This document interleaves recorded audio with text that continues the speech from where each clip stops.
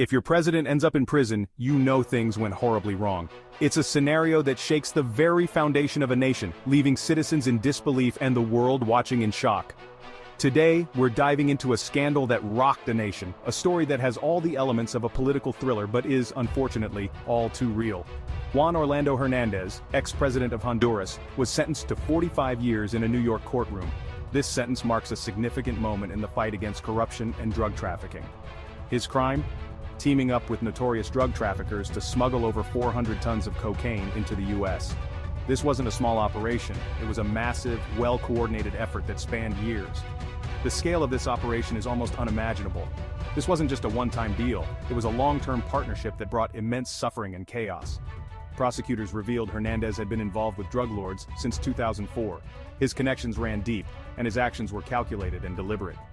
He took millions in bribes, rising from a rural congressman to the highest office in his country. His ascent to power was fueled by corruption and greed. His story is a stark reminder of how power can corrupt and how the pursuit of personal gain can lead to devastating consequences. Witnesses at his trial included traffickers who admitted to dozens of murders. Their testimonies painted a grim picture of a leader who had lost his way. They testified that Hernández enthusiastically protected some of the world's most dangerous cocaine dealers. His actions were not just passive, he was an active participant in their criminal enterprises.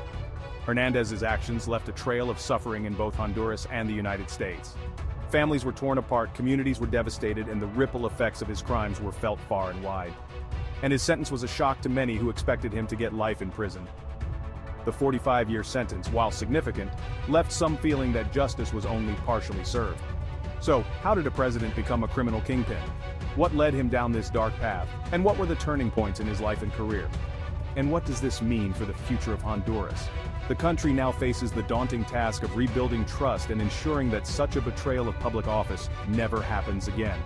Stay tuned as we unravel this unbelievable story.